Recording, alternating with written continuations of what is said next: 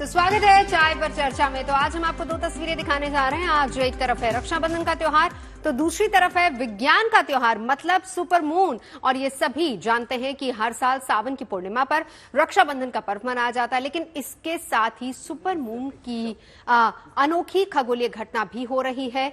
और रक्षाबंधन के साथ साथ सुपर ब्लू मून का ये अद्भुत और दुर्लभ संयोग कम ही देखने को मिलता है। ऐसे में खगोलीय के साथ साथ ज्योतिष शास्त्र में भी रक्षाबंधन का खास महत्व माना जा रहा है, क्योंकि इस बार पड़ने वाला खास संयोग बहुत अहम है। व्यक्ति के ग्रह और राशि को भी ये प्रभावित कर रहा है।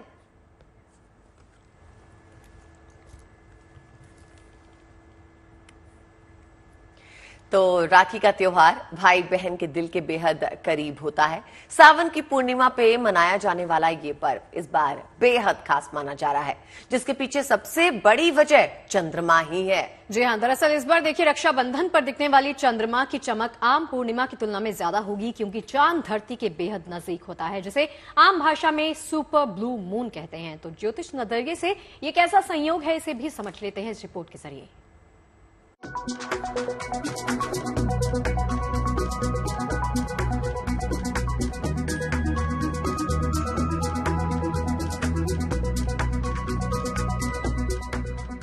आज रक्षाबंधन का पर्व है, जिसका पूर्णिमा से बेहद नजदीकी ताल्लुक है। इस दौरान चांद धरती के बेहद करीब होता है, जिसका ज्योतिष के साथ खगोल विज्ञान में भी महत्व बताया गया है।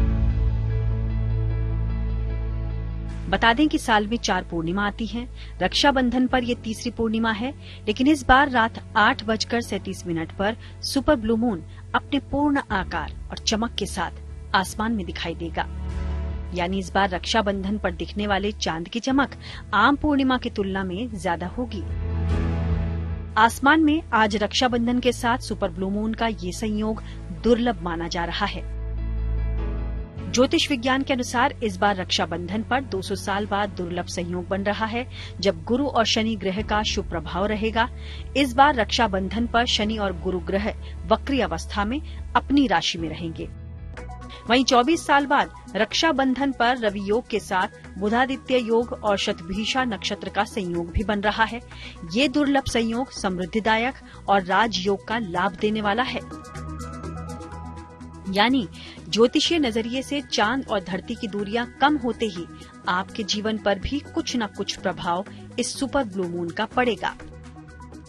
ज्योतिष के हिसाब से और आध्यात्मिकता के हिसाब से सुपर मून होने की वजह से पूर्णिमा अपने आप में विशेष हो जाएगी।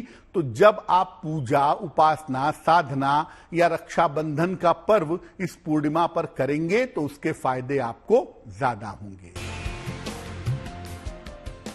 वैसे ज्योतिष विज्ञान से अलग खगोल विज्ञान कहता है कि ब्लू मून की घटना 2 से 3 सालों में एक बार घटती है, मगर सुपर ब्लू मून लगभग 10 सालों में एक बार आता है, जो अपने आप में बेहद अनोखी खगोलीय घटना है। हालांकि कभी कभार ये सुपर ब्लू मून 20 सालों में भी घटित होता है। बताया जा रहा है कि अगला सुपर ब्लू मून अब साल 2037 में पड़ सकता है। Bureau report, good news today. तो रक्षाबंधन का पावन मौका हर भाई बहन के लिए बहुत खास होता है। इस त्योहार से जुड़ी कई मान्यताएं हैं। खास तौर से इस त्योहार पर राखी बांधने का शुभ मुहूर्त बहुत अहम पहलू होता है। और ऐसे में कुछ विशेष समय के दौरान ही राखी यानी रक्षा सूत्र बांधा जाए तो बहुत ही शुभ माना जाता है। चलिए अब आपको बताते हैं कि भाई की कलाई पे राखी बांधने की शुभ प्रक्रिया क्या होगी।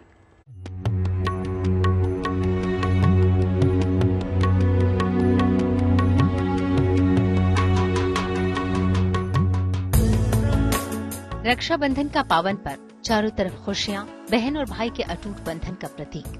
ये पर्व हमारी समृद्ध संस्कृति को दर्शाता है। इस पर्व से जुड़ी कई मान्यताएं हैं। शास्त्रों के अनुसार राजसूय यज्ञ के समय भगवान कृष्ण को द्रौपदी ने रक्षा सूत्र के रूप में अपने आंचल का टुकड़ा बांधा था। कहते हैं कि यहीं से भाई को राखी बांधने की परंपरा शुरू हुई।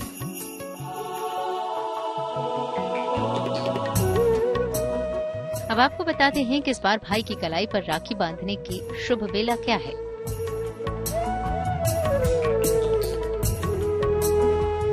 आज सुबह 10:58 से ही भद्राकाल शुरू हो गया है, जो रात 9:01 तक रहेगा।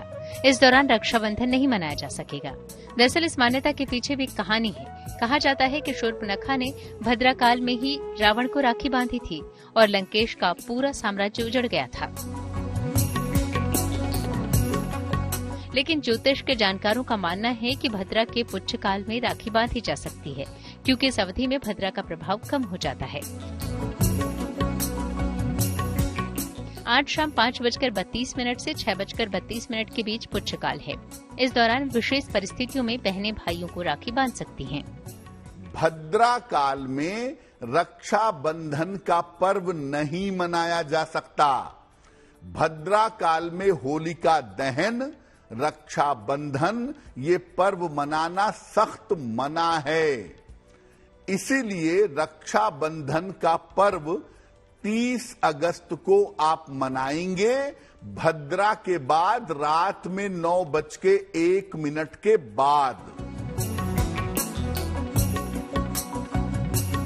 यानी आज करीब 1 घंटे के लिए भद्रा कमजोर पड़ेगी और इस दौरान आप रक्षाबंधन का पर्व मना सकते हैं। Bureau report, good news today. तो देखिए अब से थोड़ी ही देर में यानी 5:32 पर पुच्छकाल शुरू हो जाएगा। इस पुच्छकाल में विशेष परिस्थितियों में राखी बांधी जा सकती है। पुच्छकाल करीब 1 घंटा रहेगा। क्या होता है पुच्छकाल, कैसे इस काल में भद्रा का असर, इसका प्रभाव कम हो जाता है, इन तमाम सवालों का जवाब देने के लिए हमारे साथ एक्सपर्ट जुड़ गए हैं ज्योतिषाचार्य मुकेश रविंद्र कुमार जी। आपका बहुत बहुत स्वागत है पंडित जी गुड न्यूज टुडे पर। सबसे पहले तो ये जो कंफ्यूजन बनी हुई है वक्त को लेकर, कब बांधी जा सकती है राखी, कब नहीं बांधी जा सकती है, ये मैं चाहूंगी आप दूर कर दीजिए हमारे तमाम दर्शकों के लिए। और पुच्छकाल का वक्त जो है वो करीब 1 घंटा रहेगा, तो इसका भी असर क्या होगा, क्या किस प्रकार से प्रभावित करेगा, वो समझा दीजिए जरा। नमस्कार, सभी को रक्षाबंधन की बहुत बहुत शुभकामनाएं। और आज ये भद्राकाल जो आया है, इसके लिए जो आप बोल रहे हैं कि 1 घंटे के लिए भद्रा कमजोर पड़ेगा, तो इसके लिए ठीक है, ये भद्राकाल शाम को 9:01 तक है। अगर रियल मुहूर्त देखा जाए तो उसको रात को 9:01 के बाद ही उसको राखी बांधना चाहिए। लेकिन अगर किसी को ऐसा लगता है कि अभी 5:32 से राखी बांधना है, तो उसके लिए 3 उपाय हैं जिसको करने से उसको नुकसान नहीं होगा।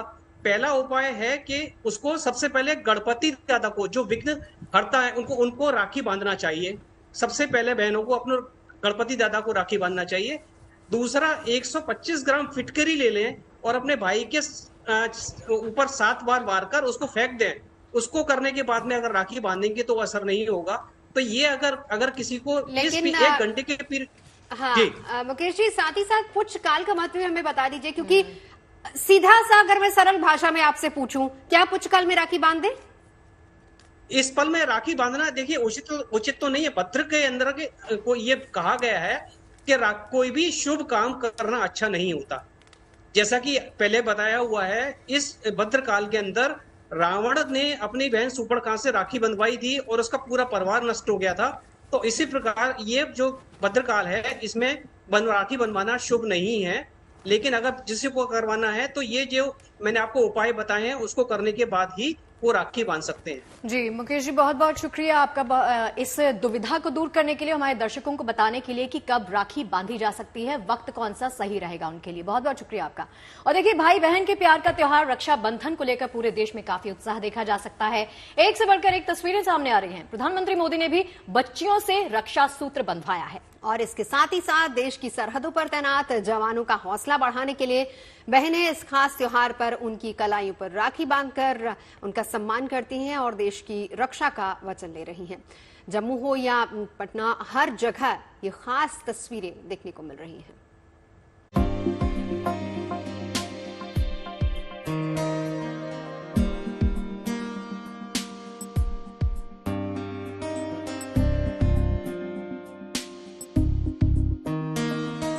ये तस्वीर बेहद खूबसूरत है। नन्ही मुन्नी बच्चियां प्रधानमंत्री को राखी बांध रही हैं। पीएम मोदी बड़े ही प्यार से बच्चियों से राखी बंधवाते रहे, प्यार दुलार के साथ उनसे बतियाते रहे। एक बच्ची तो पीएम मोदी की फोटो वाली राखी लेकर आई थी। भाई बहनों के पवित्र रिश्ते का त्योहार है रक्षाबंधन। कुछ रिश्ते खून के होते हैं तो कुछ रिश्ते आपसी विश्वास से पनपते हैं। रक्षाबंधन पर नए रिश्तों की मिसालें भी खूब सामने आई। विश्वास और रिश्ते के त्योहार का नजारा जम्मू कश्मीर के बारामूला में भी देखने को मिला। यहाँ पर उरी सेक्टर में स्थानीय बच्चियों ने देश के वीर सपूतों को राखी बांधकर देश की सुरक्षा का वचन लिया और देश में अमन की कामना की। रक्षाबंधन पर हर भाई अपनी बहन की रक्षा की सौगंध खाता है। देश के जवान भी भारत माता की रक्षा का सौगंध खाते हैं। ऐसे में राखी के मौके पर जवानों को याद न किया जाए तो राखी का त्योहार फीका ही होगा। जम्मू में लड़कियों ने अग्निवीर जवानों को राखी बांधी और उनकी लंबी उम्र की कामना की। इनको राखी बांधी ताकि हम और इनको दुआएं दी ताकि इनकी ज्यादा से ज्यादा लंबी उम्र हो, और ये जो हमारे यहाँ बैठ के यहाँ पे रक्षा कर रहे हैं उनको ये बिल्कुल भी महसूस नहीं हो कि ये घर से दूर हैं, कि हमारे बिना राखी बांधे भी हमारी इतनी प्रोटेक्शन करते हैं ताकि हम रात को सुकून से सो पाएं।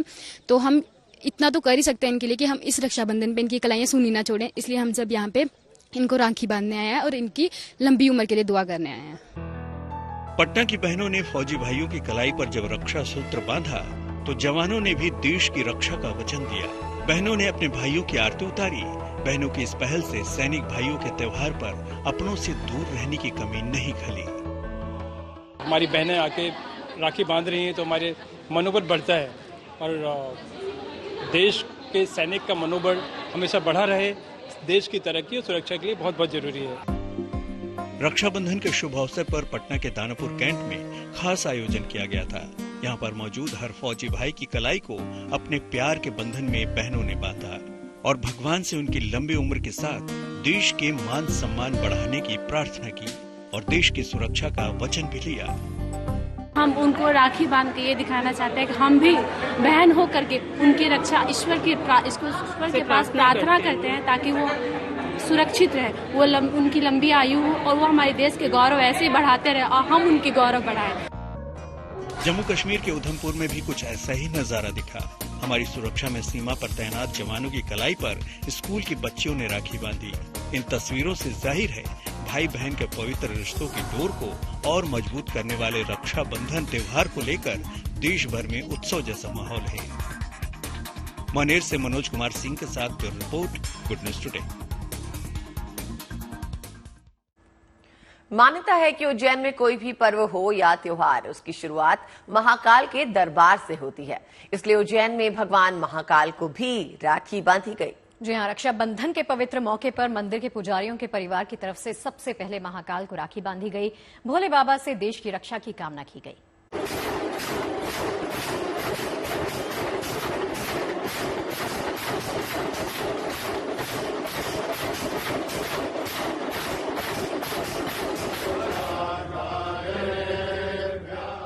रोजाना की तरह भगवान महाकाल का दिव्य और भव्य श्रृंगार।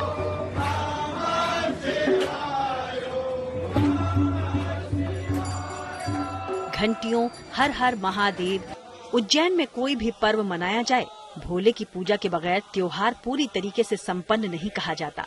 आज रक्षाबंधन के पवित्र त्योहार पर खास तौर से भगवान महाकाल को राखी के रूप में रक्षा सूत्र बांधा गया।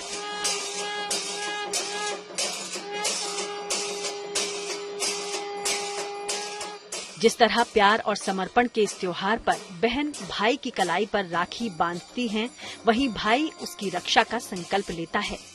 भगवान महाकाल को भी आज बेहद बड़ी खूबसूरत और रंग बिरंगी राखियों को बांधा गया। पुजारी परिवार की महिलाएं द्वारा बाबा महाकाल को राखी अर्पण करी गई है। वो प्रार्थना करी गई है कि जिस तरह भाई अपने बहनों की रक्षा करता है, उसी तरह बाबा महाकाल समस्त भारतवासी की रक्षा करे। जय श्री महाकाल। अपने हाथों से बाबा महाकाल को राखी अर्पण करी है। जैसे भाई एक बहन की रक्षा करता है, उसी प्रकार बाबा महाकाल भी उज्जैन नगर वासियों की सबकी रक्षा करते हैं। आज के दिन हम लोग यहाँ पे आए हैं सावन की, और राखी भी है, और रक्षाबंधन पे भगवान महादेव जी ने हमने अपनी रक्षा के लिए जो है उनको राखी बांधी। हम सभी नियमित दर्शनार्थी हरिओम जल चढ़ाते हैं, 12 महीने भस्म आरती में आते हैं, और हम इस दिन का बहुत समय से इंतजार करते हैं कि यार राखी है, आज बाबा को राखी बांधना है। और हम लोग आज बहुत खुश हैं कि आज हमने बाबा को राखी अर्पित की है। बाबा से हमने भाई बनाया है, हम उनकी रक्षा कामना करते हैं कि सबको सुख शांति स्मृति दे और सबकी रक्षा करें।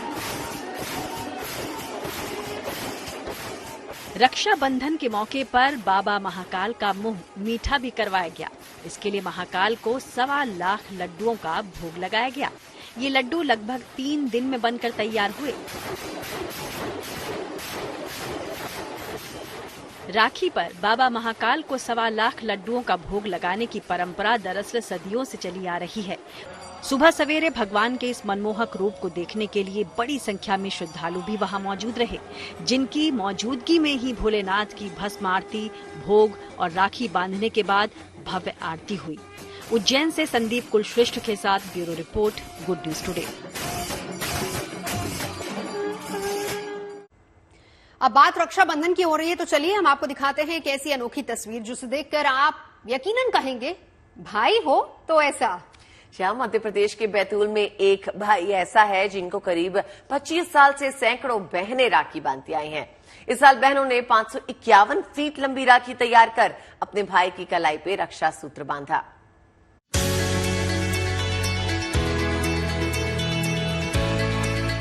आज देश में रक्षाबंधन का उल्लास है और बैतूल में इस त्योहार को मनाने का इन महिलाओं का तरीका खास है। महिलाओं के समूह में 200-400 महिलाएं नहीं बल्कि 600 महिलाएं शामिल हैं और ये सब राखी बांधने जा रही हैं।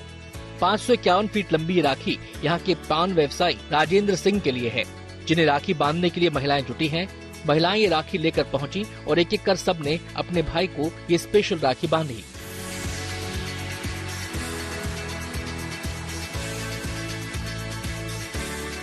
भाई है, ये हमेशा हमको मदद करते हैं। कोई भी चीज, दिन बोलो रात बोलो, कभी भी जैसे कोई भी समस्या लेके जाओ तो हल निकालते हैं। 12 साल हो गए मेरी शादी को, मैं जब से इनको जानती हूँ और जब से ही इनको राखी बांधती हूँ। राजेंद्र सिंह हर साल रक्षाबंधन पर अपनी बहनों से राखी बंधवाते हैं। बहनों ने राखी बांधी तो उन्होंने बहनों को तोहफे भी दिए और भोजन भी करवाया। पहले तो समाज को एक संदेश जाने के माध्यम से बहनों की सुहाग की रक्षा के लिए हेलमेट भी दिए हैं, पर्यावरण बचाने के लिए पौधे का भी उपहार में दिया है, स्वच्छता पर डस्टबिन दी है, रोजगार को देखते हुए बहनों को सिलाई मशीन भी दी है। राजेंद्र सिंह केवल पान व्यवसायी नहीं है, वो पार्षद रह चुके हैं और इलाके में समाज सेवी के तौर पर उनकी पहचान है। महिलाओं के हक की लड़ाई लड़ना हो या फिर उन्हें योजनाओं के लाभ दिलाना, वो हमेशा सक्रिय रहते हैं।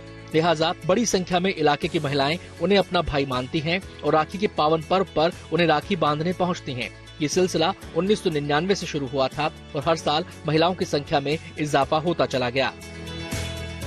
Rajesh Bhatia, Betul, good news today. इस बार रक्षाबंधन पर दिखने वाली चंद्रमा की चमक आम पूर्णिमा की तुलना में ज्यादा होगी, यानी इस दिन चांद की रंगत के साथ आकार भी कुछ बदला सा होगा। जी हाँ, देखिए इस खगोलीय घटना के चलते आज चांद बन जाएगा सुपर ब्लू मून। लेकिन आसमान में अपनी चांदनी बिखरा रहा ये सुपर ब्लू मून आखिर होता क्या है, जानिए।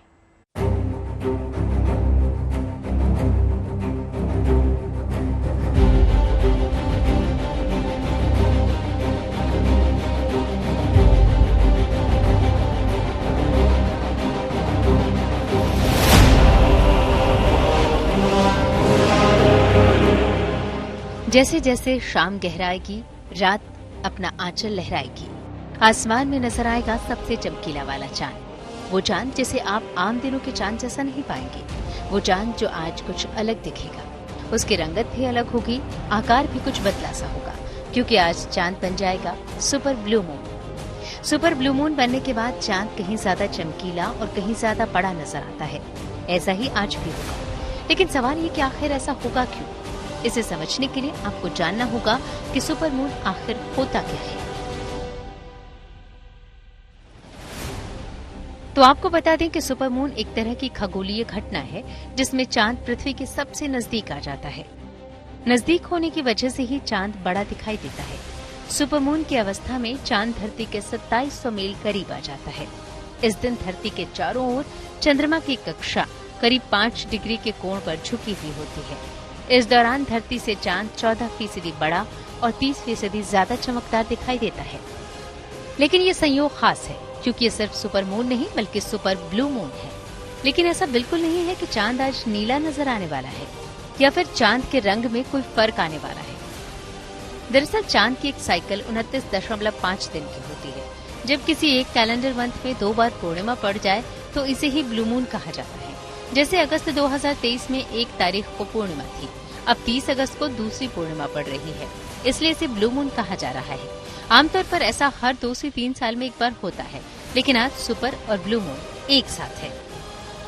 हालांकि सुपर ब्लू मून आमतौर से नहीं दिखाई देता। सुपर मून जहां साल में 3 से 4 बार हो जाता है, वहीं ब्लू सुपर मून का टाइम गैप ज्यादा होता है। ये 10 साल से लेकर 20 साल तक हो सकता है, लेकिन इसका पृथ्वी पर कितना असर पड़ता है, उस पर वैज्ञानिकों का अलग ही तर्क है। किसी भी मून को कुछ भी विशाल कैसे भी नहीं माना जाता है। एक्चुअली होता क्या है कि ये अगर अर्थ है और ये मून है तो उसकी एक एलिप्टिकल ऑर्बिट है जो कि अपनी धुरी से स्क्यूड है, तो वो वहां घूम रहा है। अलग अलग टाइम ऑफ द ईयर पे अलग अलग एंगल्स पे अलग अलग प्लस माइनस एरर रेशियोज में अर्थ और मून के डिस्टेंसेस बनते हैं और वो उस हिसाब से फिर वो घूमता रहता है, और जब वो सामने आता है तब वो फुल मून होता है। बहरहाल तो कोई एक स्पेशल कुछ भी नहीं है। अंतरिक्ष में होने वाली ये खगोलीय घटना अपने आप में बेहद अद्भुत होने वाली है। खास बात ये है कि इस साल देखा जाने वाला तीसरा सबसे बड़ा चंद्रमा होगा, इसलिए दुनिया भर के खगोल वैज्ञानिकों की निगाहें भी इस घटना पर टिकी हुई है। Bureau report, good news today. चाय पर चर्चा आप देख रहे हैं। अपनी छोटी सी उम्र में दुनिया का दिल जीतने वाले शतरंज चैंपियन रमेश बाबू प्रज्ञानंद बुधवार को भारत लौटे। अजरबैजान के बाकू में प्रज्ञानंद ने फाइट विश्व चैंपियनशिप 2023 में रजत पदक हासिल किया और बुधवार को चेन्नई हवाई अड्डे पर प्रज्ञानंद का जोरदार स्वागत किया गया। इस दौरान हवाई अड्डे के बाहर छात्र तिरंगा लहरा रहे थे। उनमें से कुछ ने इस भारतीय प्रतिभा का स्वागत करने के लिए विश्व कप उपविजेता के बैनर पकड़े हुए थे। स्वागत, सत्कार और अभिनंदन, जोश, जुनून और जज्बा, ये तस्वीरें हिंदुस्तान के चैंपियन प्रज्ञानानंद की वतन वापसी के बाद की हैं। शहर-ओ-मात के खेल शतरंज में अपनी छाप छोड़ने वाले प्रज्ञानानंद जब वतन लौटे तो उनका स्वागत कुछ इस अंदाज में किया गया। एयरपोर्ट पर लोगों का हुजूम उनके अभिनंदन के लिए उमड़ पड़ा। न सिर्फ परिवार बल्कि स्कूल के बच्चे भी अपने चैंपियन को रिसीव करने एयरपोर्ट पहुंचे। Very happy to invite that is Pragnananda, who made a brilliant effort in the World Cup recently. He is almost won the World Cup this time, but final tie break he fell into the great Magnus Carlsen, and from young age we are seeing a Pragnananda's growth. He is an extraordinary player. Hope he will break all the records in coming soon. In the second game on Wednesday, भले ही रमेश बाबू प्रज्ञानानंद दुनिया के number 1 शतरंज खिलाड़ी Carlsen से शतरंज की बाजी हार गए, लेकिन केवल 18 साल की उम्र में फिडे वर्ल्ड कप शतरंज टूर्नामेंट के फाइनल की पहली 2 बाजियों में 32 साल के कार्लसन को ड्रॉ पर रोकना आसान नहीं था। लेकिन यूं ही कोई प्रज्ञानानंद नहीं बन जाता।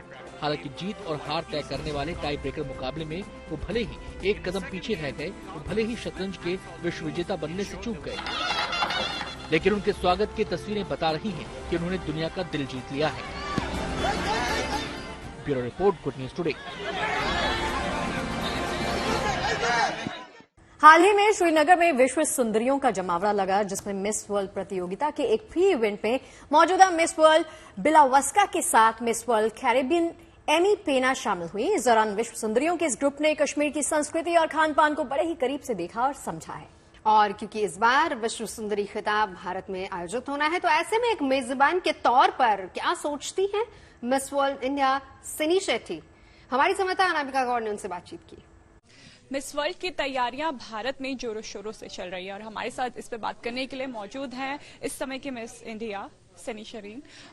मैं आपसे जानना चाहूंगी कि अभी आप सभी मेहमानों के साथ मिस वर्ल्ड के साथ कश्मीर गए, how's your trip?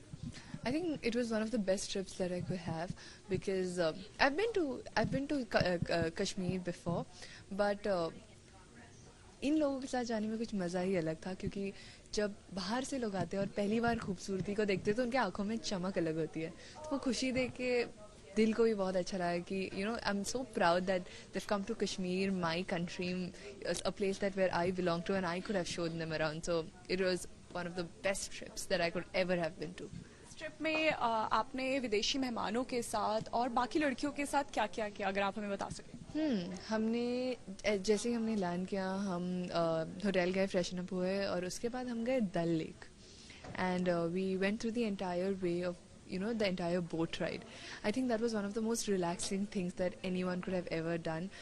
We sat there, we enjoyed within the lake, skies. There was an eagle that was going around. और it was काफ़ी पीसफुल एक्सपीरियंस था हम सब के लिए वो। और उसके बाद हम टुलिप गार्डन गए, हमने फूल देखे, हमने ट्रेडिशनल अटायर्स ट्राई किए वहाँ पर। We had one of the best Kashmiri kavas and the delicacies of Kashmir. I think everyone had a great time. हम सिर्फ एक दिन के लिए गए थे बट हमने काफ़ी अच्छा एक्सपीरियंस किया वहाँ पर। कश्मीर को भारत का स्वर्ग भी कहा जाता है, क्या सभी ने ऐसा महसूस किया वहाँ पे? बिल्कुल, क्योंकि Kashmir is one of the most picturesque place that I have ever been to. Kashmir is soothing, वहाँ पर सब कुछ है, माउंटेन्स, ग्रीनरी, वहाँ के लोग इतने प्यारे हैं। तो I think the crown of India जब हम बोलते हैं वो ट्रूली मीन करता है। कश्मीर में टूरिज्म को बढ़ावा देने के लिए सरकार बहुत मेहनत कर रही है, जो लोकल्स हैं वो भी काफ़ी मेहनत कर रहे हैं, सरकार का साथ भी दे रहे हैं। आपको कैसा लगता है आफ्टर 370, क्या आपको लगता है कि वहाँ पे टूरिज्म बढ़ा है और हर किसी को इस समय कश्मीर जाना चाहिए? बिल्कुल सही। And you know the entire fact that miss world is happening, that miss world pageant हम इंडिया लेके आ रहे हैं, ये काफ़ी अच्छी चीज़ थी क्योंकि हर एक कॉन्टिनेंट से एक वहाँ की इंस्पिरेशन, वहाँ की ब्यूटी क्वीन आई है। तो वो अपने देश में जाके जब बोलेगी कि हम कश्मीर गए थे और वहाँ की सीनिक ब्यूटी के बारे में बताएगी, वो वहाँ के लोगों के बारे में बताएगी, वहाँ के खाने के बारे में बताएगी, तो टूरिज्म तो आगे बढ़ता ही जाएगा। तो मिस वर्ल्ड जब इंडिया में हो रहा है वो काफ़ी अच्छी बात है। चलते चलते अदिति, चलते चलते नवजोत आप कंप्लीट कर दीजिए। यूं ही कोई मिल गया था, अभी चलते हैं। आप मनाइए रक्षाबंधन का त्योहार, मुलाकात होगी कल।